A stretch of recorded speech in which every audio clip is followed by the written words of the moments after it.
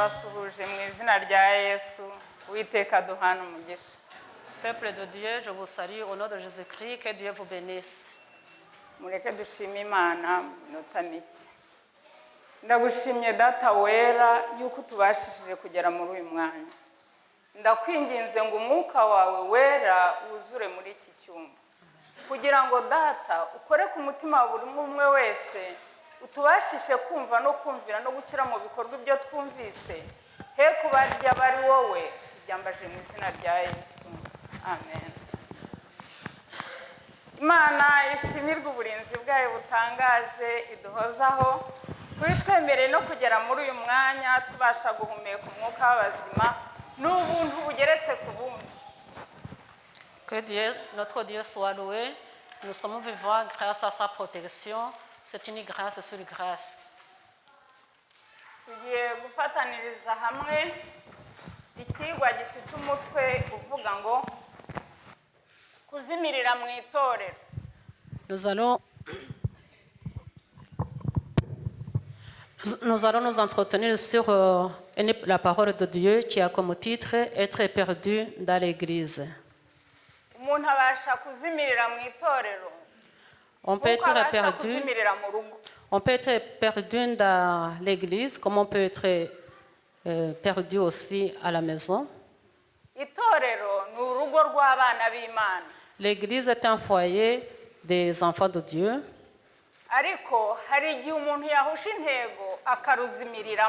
Mais on peut rater l'objectif et être perdu dans ce foyer.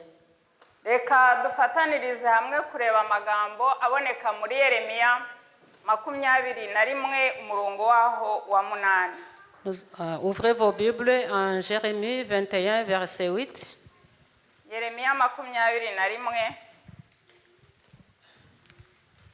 Jérémie 21 verset 8. Umurongo wa 8.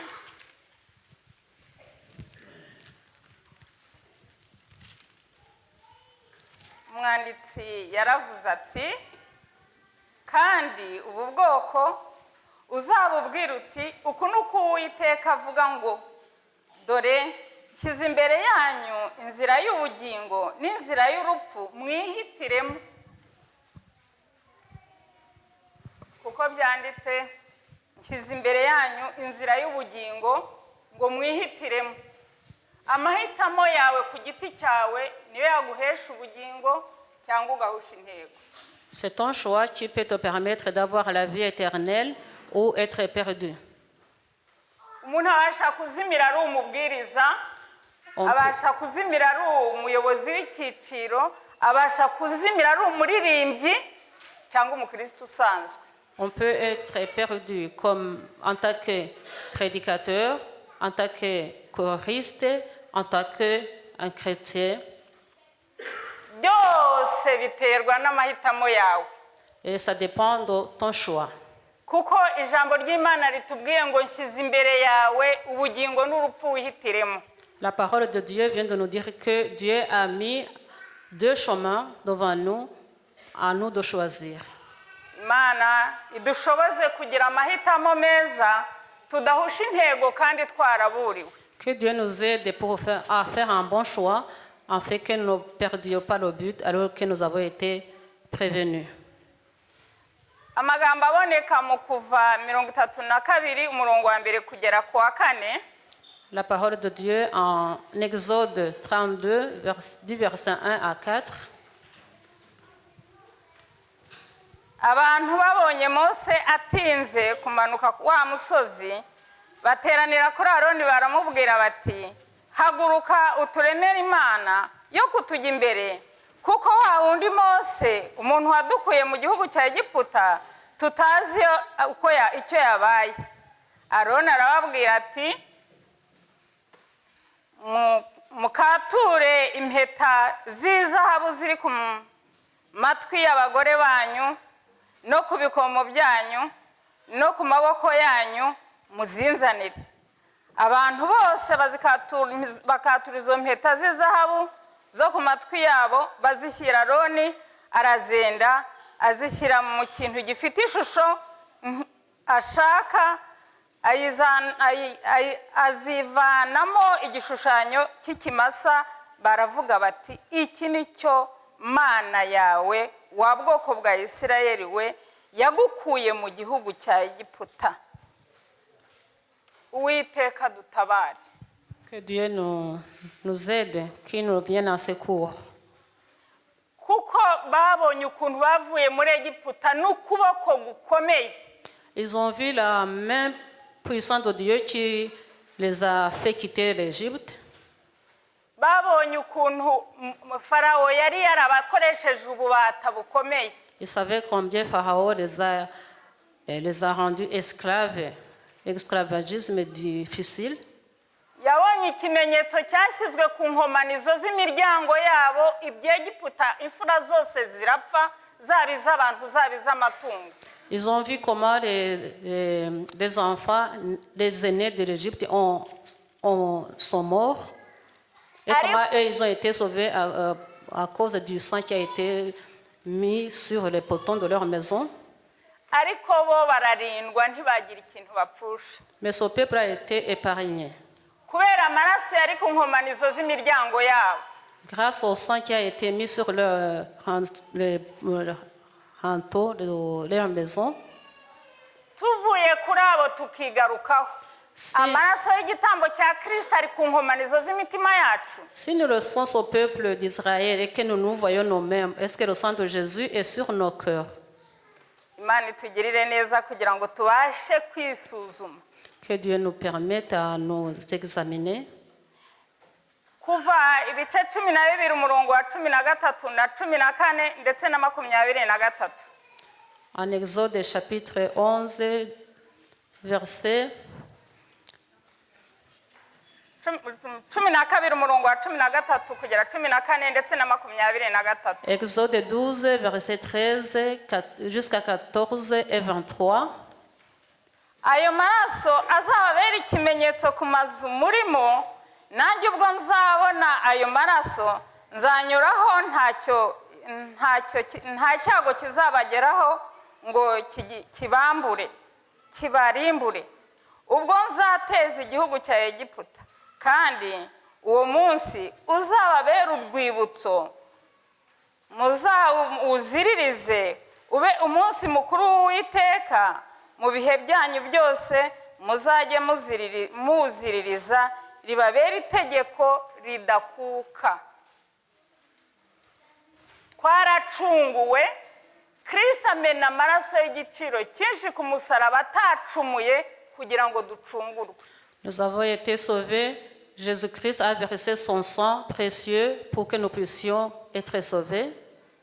Mbese urukundo Kristo yadukunze, hari icyaha twakora cyarurenga tugashimishwa n'icyaha koko?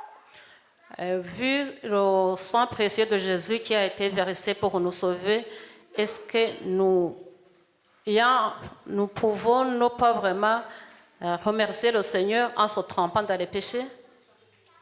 Umurimbuzi agiye kurimbura Abisirayeli Abanyegiputa, aho yasangaga ayo maraso yaratambukaga. Quand l'ange qui devait exterminer tous les aînés de l'Égypte, quand il voyait le sang et il passait. Umurongo wa 23 haravuga ngo, kuko Uwiteka azanyuza muri mwe ujya kwica Abanyegiputa, kandi nabona ayo maraso ari ku nkomanizo z'imiryango no ku nkomanizo zombi, Uwiteka azanyura kuri urwo rugi, ye gukundira umurimbuzi kwinjira mu mazu yanyu ngo abice. Le verset 23, il est projeté. Imana idushoboze gutekereza cyane ibi. Turi mu itorero ryiza ryasigaye rikurikiza amategeko 10 no guhamya nk'ukwa Yesu. Que Dieu puisse nous aider à beaucoup réfléchir, parce que nous sommes dans l'église du reste qui attend le retour de Jésus-Christ et qui a le témoignage de Jésus-Christ. Ariko ibyo ntibiduha ubwishingizi bwo kumva ko amaraso ya Kristo ari ku nkomanizo z'umutima wagakiza n'ak'umuntu ku giti cye. Mais ça ne nous garantit pas que le sang de Jésus-Christ, il est bien sur nos cœurs, parce que le salut est personnel. Tujye tubitekerezaho, umuntu abizirike ku nkomanizo z'umutima we, kuko aricyo kidukwiriye. Faisons une réflexion pour que ce sang de Jésus puisse rester sur les poteaux de nos cœurs. Reka turebe n'andi magambo aboneka mu Kuva 14 En Exode 14, umurongo waho wa 11 kugeza 13. versets 10, 11 jusqu'à 13.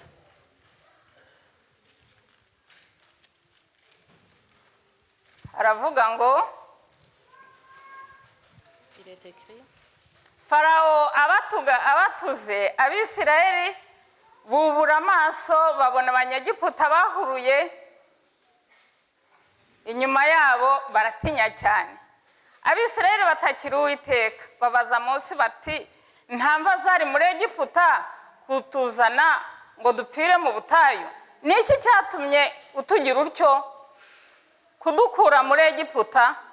Murongo wa 13. Mose asubiza abantu ati mwitinya mwihagararire gusa murebe agakiza Uwiteka ari bubazanire uyu munsi, kuko abanyegiputa mubonye uyu munsi mutazongera kubabona ukundi. Uwiteka ari bubarwanirire namwe mwicecekere. Mbega ubwishingizi bukomeye! Quelle assurance que Dieu a donnée à son peuple. Yabahaye ubwishingizi bukomeye, ariko kuko dutuye mu isi ihindagurika abantu baza kubyibagirwa. Dieu leur a donné l'assurance, mais comme nous sommes dans un monde qui change, et le peuple a oublié. Imana nta kitakoze ngo ituburire. Dufite ibitabo by'umwuka w'ubuhanuzi, dufite ibyigisho bya buri munsi tubona, dufite ibyanditswe byera. Turi muri iyi si tuzi ko imeze nka bisi. Dieu a tout fait. Nous avons la parole de Dieu, nous avons l'esprit de la prophétie, nous avons des études de tous les jours et nous savons bien que bientôt ce monde, cette terre sera détruite. None nubwo bimeze bityo ko iyi si imeze nka bisi ugeze ku cyapa uviramo ufata imizigo yawe ugasohoka. Ce monde, c'est comme un bus qui arrive à son arrêt et tu prends tes affaires et tu sors. Umuzigo uzasohokana ugeze kuri icyo cyapa cy'urupfu n'uwuye. Quel fardeau que tu vas prendre quand tu arriveras à la sortie de la mort. Ubu nibwo dufite agahe ko kwisubiramo no gufata umwanzuro w'intego y'urugendo rwacu. C'est maintenant que nous devons nous examiner et prendre une décision finale pour notre cheminement. Buri wese niyibaze mu mutima we umutwaro wawe waguhesha ubugingo cyangwa nukurimbuka byiteka. Que chacun se pose la question: mon fardeau me permettra d'avoir la vie éternelle ou de me perdre pour toujours?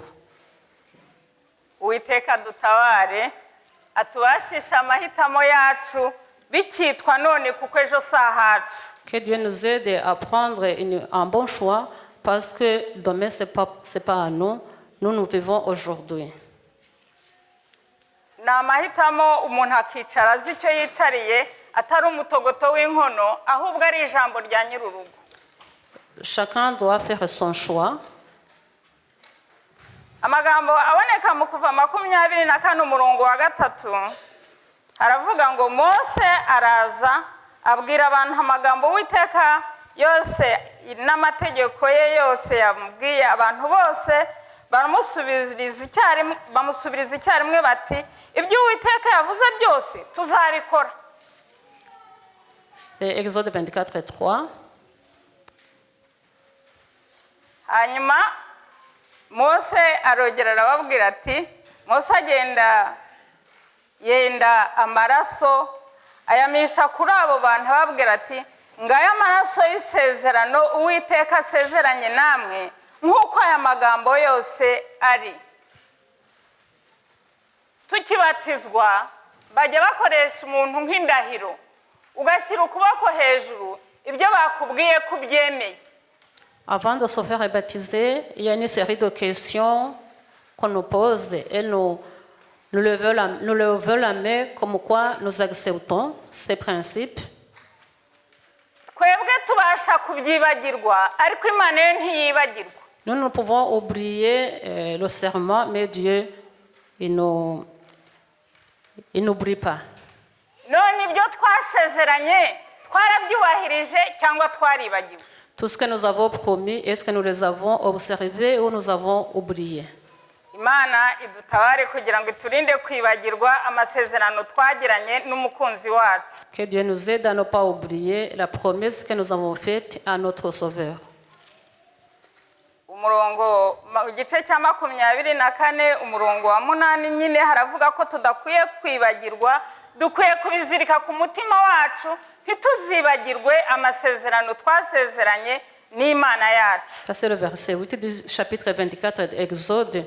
Il nous dit que nous ne devons pas oublier la promesse ou l'alliance que nous avons faite entre nous et notre Dieu. N'ubundi mu kuva 31 umurongo wa 12 kugera 17. Verset 12 jusqu'à 17, Exode 31, 12 à 17. Uwiteka abwira Mose ati, kandi ubwira Abisirayeli uti, ntimukabure kwiziririza amasabato yanjye, kuko ariyo kimenyetso hagati yanjye namwe mu bihe byanyu byose, kugira ngo mumenye yuko ndi Uwiteka ubeza. Kuko nuko mujye muziririza isabato, kuko ari iyera kuri mwe, uyiziruye ntakabure kwicwa. Umuntu wese uzagira umurimo akora kuri wo azakurwe mu bwoko bwe. Uwiteka adutabare, atubashishe kubahiriza itegeko rikomeye ry'ikimenyetso cy'Imana muri twe. Que Dieu nous aide à ne pas oublier le signe de l'alliance entre nous et notre Dieu. Ni ikimenyetso cy'iteka ryose hagati yanjye n'Abisirayeli, kuko mu minsi 6 ari Uwiteka yaremye mu ijuru n'isi, akaruhuka ku wa 7 akarorera akaruhuka. Natwe dukwiye kuruhuka muri uwo munsi byo kuruhuka. Il nous est demandé d'observer le signe ou de l'alliance entre nous et Dieu, le sabbat, parce que c'est un jour, c'est une loi que nous devons observer durant toute notre vie. Twibuka Abisirayeli babonye umukecuru arimo kwitoragurira udukwi ko bamufashe bakamutera amabuye kugera apfuye. Nous nous souvenons que les Israélites, ils ont vu une vieille qui ramassait du bois le jour du sabbat et on l'a mise à mort en jetant des pierres sur elle. None twebwe bite? Qu'en est-il de nous-mêmes? Mbese turayubahiriza nk'uko bikwiye? Est-ce que nous observons correctement le sabbat comme il est demandé? Ijambo ry'Imana riboneka muri Yesaya 58 umurongo wa 13 kugera 14. La parole de Dieu qui se trouve en Ésaïe 58 verset 13 kugera 14. Verset 13 et 14. Nuhindukira ntukandagire isabato, ukanga gukora ibyo wishakiye ku munsi wanjye wera, ahubwo ukita isabato umunezero, umunsi wera w'Uwiteka, ukawita uw'icyubahiro, ukawubaha, ntubikigenge, ntiwishakire ibyo kwinezeza, ntiwivugire ibyo ushaka ku bwawe. Nuko uzishimira Uwiteka, nanjye nzaguha kurambagira mu mpinga z'igihugu, kandi nzagutungisha gakondo ya sogokuruza Yakobo. Akanwa k'Uwiteka niko kabivuze. Mbese tureka kuvuga ibyo twishakiye kuri uwo munsi wayo wera? Est-ce que dans ce saint jour du sabbat, nous arrêtons de parler tout ce que nous voulons à cause de ce jour saint? Mbere twari dufite ingorane zo guteka twashije inkwi. On a l'habitude de faire à manger à arracher le bois. Uwiteka atugiriye neza duteka ku buryo bworoshye. Et le Seigneur nous a fait grâce et nous cuisinons facilement. Ubwo buntu yatugiriye nibwo dukwiye kumuhemukira tukandagira iyo sabato. Grâce à cette grâce, est-ce que nous devons oublier et nous devons oublier que nous devons observer ce 5 jours du sabbat. ku buryo duteka kuri cuisinier ukagira ngo byo si ugukora. Le fait de faire à manger sur une cuisinière, on pense que ce n'est pas travailler. ariko Imana ireba mu mutima ikamenya ibyo uri mu gukora. Mais le Seigneur regarde à l'intérieur de nous-mêmes et c'est la raison ou l'objectif qui nous a fait faire cette action. mwibuke yuko icyaha kitugejeje aha ari uko Eva yariye kwitunda gusa. Rappelons-nous que nous vivons des atroces à cause d'un fruit qui a été mangé par Ève.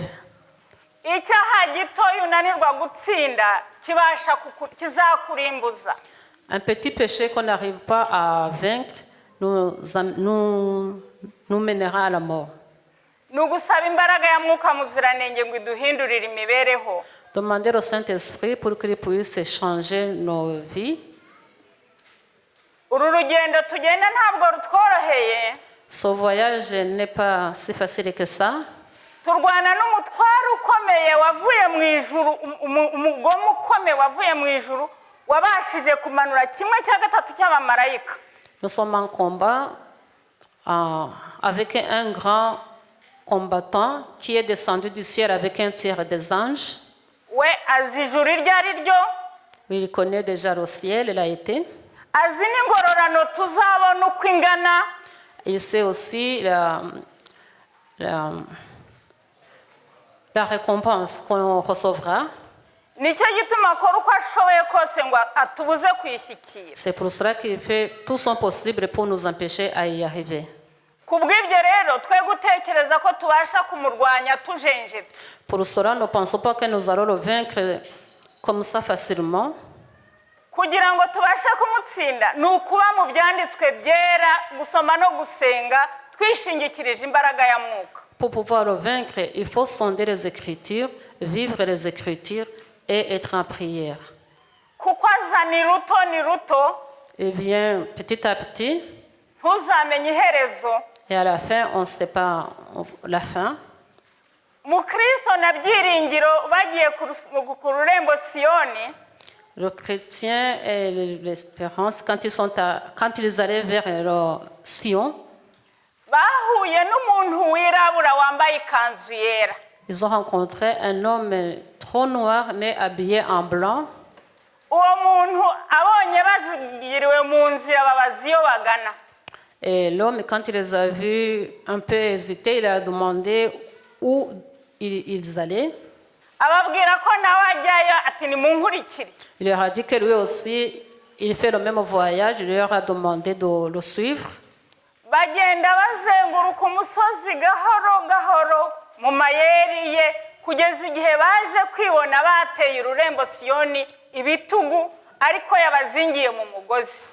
Ils ont contourné la montagne et à la fin, ils se sont retrouvés des gens dans l'autre sens qui n'allaient pas vers le Sion. niko natwe tugenda gake gake tukazibona twaguye mu mutego tutakwikuramo. C'est comme ça, nous aussi, petit à petit, on s'éloigne du bon chemin et on se retrouve déjà attachés sans pouvoir sortir. tuzi ko imbere hari ibimenyetso bibiri, ikimenyetso cy'Imana ihoraho ariyo sabato y'Uwiteka, n'ikimenyetso cy'umwanzi ari uguhindura amategeko y'Imana bagashyira ku wa mbere w'icyumweru. Nous savons bien que devant nous, il y a deux signes, le signe du sabbat, qui est le sabbat, et le signe de dimanche, qui est le signe du Satan. twagize Imana yo kuruhuka isabato. Nous avons eu de la chance d'être les observateurs du sabbat. dukurikiza amategeko uko yanditse y'Imana. Nous observons les commandements de Dieu tels qu'ils sont écrits dans la Bible. tubere maso ubugingo bwacu tudahusha intego. Nous devons être vigilants pour notre vie, pour ne pas rater le but. amagambo aboneka muri Yohana 11 umurongo wa 9. Les paroles qui se trouvent en Jean, verset 9, Jean 11, verset 9, haravuga ngo il est écrit: Uwiteka arabasubiza ati mbega umunsi ntugira amasaha 12, ugenda ku manywa ntasitara kuko haba habona. Mbega umunsi ntugira amasaha 12? N'y a-t-il pas 12 heures au jour? Ntidukwiye kurebera gutangira kw'isabato kw'izuba rirenga, dukwiye kurebera ku isaha kuko ariko ibyanditswe bitubwira. Nous ne devons pas commencer le début du sabbat en regardant le coucher du soleil. Nous devons regarder l'heure qui est écrite dans les Écritures. Kuko tubasha guhinduka buhoro buhoro tukazasanga twateye ibitugu irurembo. Sinon, nous pouvons contourner petit à petit et à la fin, on se retrouvera contre le chemin qui devait nous amener au Sion. Ibyahishuwe 13 umurongo waho wa 11 Apocalypse chapitre 3 verset 11. haravuga ngo nuko mbona indi nyamaswa izamuka iva mu butaka, iyo yo yari ifite amahembe abiri nk'ay'umwana w'intama, ivuga nk'ikiyoka. Apocalypse 13 verset 11. Umwana w'intama, intama ni itungo ryo mu rugo rikundwa. Nous savons que l'agneau, c'est un animal domestique qui est trop apprécié.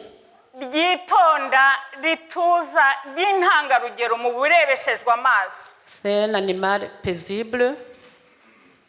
Ariko rivuga nk'ikiyoka, rifite ubumara bw'ikiyoka. Mais ici, on nous dit que cet agneau il parlait comme un dragon. Iramutse itakurumye uyireba wabona isa neza, ariko ibitse ubumara bwica. Si tu ne mords pas, tu peux penser que c'est un agneau, mais à l'intérieur, il y a du poison. Ntidukwiye kureba utubwira, dukwiye kureba Kristo agakiza nako umuntu ku giti cye. Nous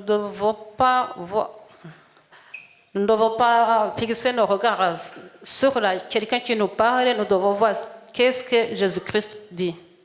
Kuko abasha kuba yitwikiriye uruhu rw'intama, ariko imbere harimo ubumara bwica. Parce que la personne peut être semblable à l'agneau, mais à son intérieur, c'est un poison. Kandi umuntu wanga ntiyakuyobya. Et quelqu'un que tu n'aimes pas, il ne peut pas te détourner. Ahubwo umuntu ukunda inshuti yawe niwe ukuyobya nturabukwe. Par contre, ton ami peut te détourner facilement. Imana idutabare itubashishe kubera amaso ubugingo bwacu. Que Dieu nous aide à être éveillés pour notre vie. Hari amagambo batubwiye aboneka mu kano gatabo kigisha abakuze kwiga Bibiliya kadufasha. Dans la Bible de ce trimestre, il nous est rapporté des paroles que je vais vous lire. Haravuga ngo Satani amaze igihe kirekire ategura ibitero simusiga byo kuyobya bari mu isi. Ça fait longtemps que le méchant Satan prépare un combat pour détourner les chrétiens ou bien les gens qui habitent ce monde. Buhoro buhoro akomeza gutegura inzira igana ku gishuko kiruta ibindi. Petit à petit, il continue à préparer abinyujije mu myuka iyobya. Préparer des tentations grâce aux esprits mauvais. Nagera ku musozo w'ibyo yateguye, Il n'est pas encore arrivé à la fin de ce qu'il a prévu, ariko azabigeraho muri iki gihe gito gisigaye. mais bientôt il va y arriver. Uretse abazaba barinzwe n'imbaraga y'Imana, Sauf les gens qui seront protégés par la puissance de Dieu, binyuze mu kwizera ijambo ryayo, grâce à sa parole, à l'espérance à sa parole. isi yose izarohama muri icyo gishuko gikabije. Le monde entier sera dans cette tentation difficile, très, très difficile.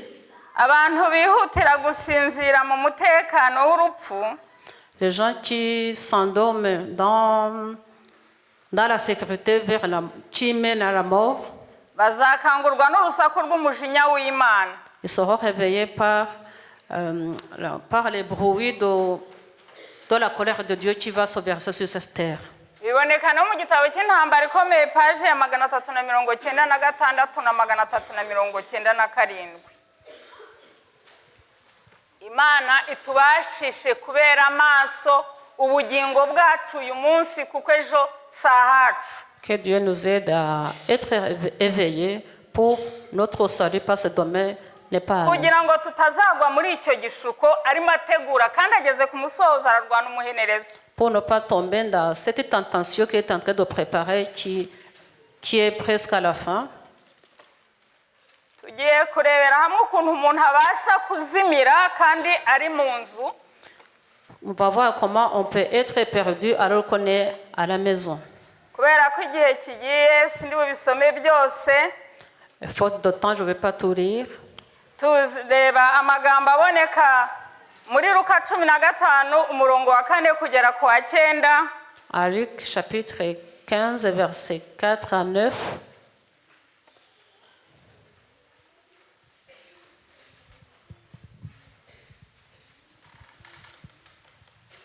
Haratubwira ngo Luc 15 verset 4 à 10.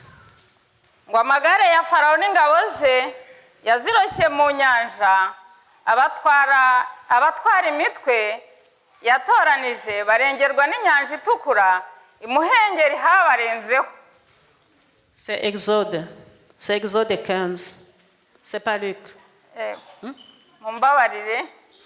C'est bon. Elle se trompe. C'est Luc 15, versets 4 à 10. Mumbabarire.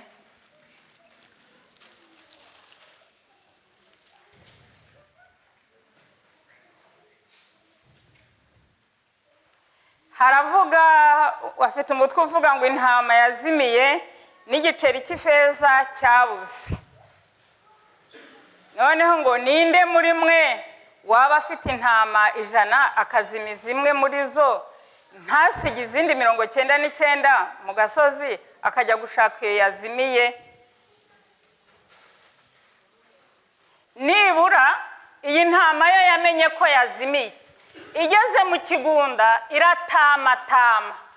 Au moins, cette brebis a su qu'elle était perdue quand elle est arrivée en dehors de l'enclos et il a crié. Bituma shebuja yumva aho urusaku ruvugira arayibona. Du coup, le maître l'a entendu, il est allé à la recherche et il l'a retrouvée. Niko natwe iyo duhuye n'ikibazo tugatakambira Imana Data yumva gutaka kwacu ikadutabara. Il en est de même pour nous quand nous rencontrons des difficultés et que nous crions vers Dieu, il nous entend et il nous vient en secours. Ariko igiceri cyo cyatakaye mu nzu nticyanamenya ko cyatakaye. Mais la pièce d'argent qui est tombée dans la maison, elle ne savait même pas qu'elle est perdue. Baragishakashaka ntibabasha kukibona kuko cyo kitakoma. On a essayé de chercher la pièce, on ne l'a pas trouvée parce que la pièce ne parlait pas. Bakibonye bigoye nubwo cyari mu nzu. Difficilement, on l'a retrouvée malgré que la pièce était dans la maison. Kubona umukristo waguye kumugarura mu nzira y'Imana bikomera kurenza kubona umushyashya ubasha kwinjira umusinzi cyangwa undi wese mu nzu y'Imana. Il est difficile de ramener quelqu'un qui était chrétien, qui est perdu, de le ramener dans la maison de l'Éternel, que ramener quelqu'un qui ne connaît pas Dieu. Kubw'ibyo rero nubwo twaba turi mu itorero ryiza dukwiye kubera amaso ubugingo bwacu hato tutazazimirira mu itorero kandi twaracunguwe. Pour cela, même si nous sommes dans une église du reste, nous devons être vigilants pour garder notre état de spiritualité, sinon nous serons perdus alors que nous avons été prévenus. Matayo 25 umurongo wa 10 atubwira. En Matthieu 25, verset 10, il est écrit: les 5 vierges qui ont été perdues, mais dans la maison. Elles ont été invitées pour un mariage. baragize amahirwe yo kubona umwambaro w'ubukwe. Elles avaient eu de la chance de trouver déjà la tenue pour le mariage. Bari baragize amahirwe yo kubona amavuta mu matabaza yabo aramurika. Elles avaient eu de la chance d'avoir de l'huile pour leur lampe. Ariko bararangaye arakama. Mais elles ont été un peu défaillantes et l'huile est finie dans leur lampe. Nshuti bavandimwe ntimurangare igihe kiri bugufi. Mes amis, mes frères et sœurs, ne soyez pas distraits parce que le temps est proche. Igihe ni igihe, nyuma y'igihe si igihe. Le temps c'est le temps, après le temps ce n'est plus le temps. Bagiye kuyashaka kugura andi bagarutse basanga urugi rwakinzwe. Ces 5 filles sont sorties pour acheter de l'huile, mais à leur retour, la porte était déjà fermée. Bahera inyuma y'urugi. Elles sont restées derrière la porte. None twe bite? Qu'en est-il de nous-mêmes? Ntabwo tuzi igihe tuzagera ku cyapa tuviramo muri iyi si. Nous ne savons pas quand est-ce que nous allons arriver à l'arrêt où nous devons quitter ce monde. Ku rupfu turagendana buri gihe. Nous marchons toujours avec la mort. Isaha nigera tuzagenda. Le temps viendra, on va passer. Umuzigo uzajyana ni uwuhe? Quel fardeau qui va te suivre? Ntutuzi igihe marayika w'Uwiteka azagerera ku izina ryawe. On ne sait pas à quel moment l'ange de Dieu viendra, arrivera à ton nom. Icyo tuzi ni uko barimo gushyira ikimenyetso ku ntore z'Imana. Ce que nous savons, c'est qu'il est en train de mettre le signe sur les enfants de Dieu. Nagutambuka azagutambuka bagutambutseho by'iteka. S'il passe, il passera pour toujours. Bite nshuti zanjye, Qu'en est-il, bavandimwe? mes frères et sœurs? Dukwiye gukutiriza tugasaba imbaraga ya Mwuka. Nous devons continuellement à demander au Saint-Esprit. Esawu yakeresheje umurage w'imfura awugurana ibiryo. Ésaü n'a pas pris en compte l'héritage de droit d'aînesse et il a échangé avec la nourriture. Bite byacu? Qu'en est-il de nous? Akazi ntikajya katubuza gukomeza amategeko y'Imana uko bikwiye. Est-ce que le travail ne nous empêche pas d'observer le commandement comme il faut? Abari mu rugo batagira akazi ntidukomeza kujaragata kubera ko Satani abizi tukabura umwanya wo gusoma no gusenga. Ceux qui sont à la maison qui ne travaillent pas, on ne continue pas à aller ici et là et on oublie de prier. Igihe ni igihe, nyuma y'igihe si igihe. Le temps c'est le temps, après le temps, il n'est plus. Kandi ubutarya burinanura. Si on ne mange pas, on maigrit, on est dénutri. Nubwo waba uri igihangange ubyibushye ariko iyo utariye urawonda ukanogoka. Même si on est assez costaud, si on ne mange pas, à un certain moment, on maigrit et on meurt. Agatobore gato kangana n'umusyi w'urushinge kavana umwuka mu ipine rigakucamo. Une petite crevaison peut amener à un pneu de ne plus bouger, à être aplati. Niturekeraho gusoma no gusenga no gusaba imbaraga ya Mwuka tuzibona twaguye dukora n'ibyo abapagani batakora. Si nous continuons à vivre sans prier, sans lire la parole de Dieu, on se retrouvera comme des païens. Ariko ntimugire ubwoba. Mais n'ayez pas peur. Dufite umurengezi udukunda. Nous avons un sauveur qui nous aime. Amagambo aboneka mu Rwambere rw'Abakorinto 8:3. À 1 Corinthiens, verset 8, verset 3, il est écrit: haravuga ngo ukunda Imana ni umenywa nayo. Celui qui aime Dieu, il est reconnu par Dieu. Nakwibaza ngo mbese nkunda Imana cyangwa wowe ukunda Imana? Je peux me poser la question, est-ce que vraiment j'aime Dieu ou toi tu aimes Dieu? Niba uyikunda uyigira nyambere muri byose. Si tu aimes Dieu, il viendra à la première place dans tout ce que tu fais. Dusoreze ku isomo riboneka muri Yesaya. Pour conclure, nous allons lire un passage qui se trouve en Ésaïe, 55, chapitre 55, murongo wa 6 n'uwa 7. versets 6 et 7. haravuga ngo il est écrit, nimushake Uwiteka bigishoboka ko abonwa, nimumwambaze akiri bugufi, umunyabyaha nareka ingeso ze, ukiranirwa areka ibyo yibwira, agarukira Uwiteka nawe aramugirira ibambe.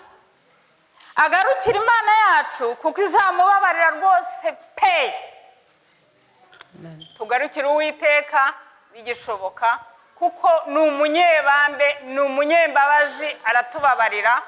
Ubwo yatanze Kristo agapfa mu cyimbo cyacu, nta n'ikindi yatwima. cherchez l'Éternel pendant qu'il se trouve. Il nous aime. Il a donné Jésus-Christ pour mourir à notre place. Il va nous donner tout ce qu'il faut pour que nous puissions arriver à la vie éternelle. Uwiteka adushoboze kubera amaso ubugingo bwacu. Que Dieu nous aide à être éveillés pour notre vie. Nibyo mbasabira nanjye nisabira mu izina rya Yesu, Uwiteka duhana umugisha. C'est ça ma prière pour vous et pour moi. Que Dieu nous bénisse tous. Amen. Amahoro ya Kristo abane namwe. Que la paix de Dieu soit avec vous. Turagushimye data wera, tugushimiye uburinzi bwawe butangaje uduhozaho, wabanye natwe kugera kuri aya masaha nta gikuba cyacitse hagati yacu. Turabigushimiye cyane, izina ryawe ryera rihabwa icyubahiro. Tuje kwakunda utuzi, uzi buri wese ibimuruhije n'ibimuremereye, kandi uzi ibimunaniza n'intege afite, ariko niwe murengezi, dushobozwa byose nawe kuko niwe wenyine yo kuduha imbaraga.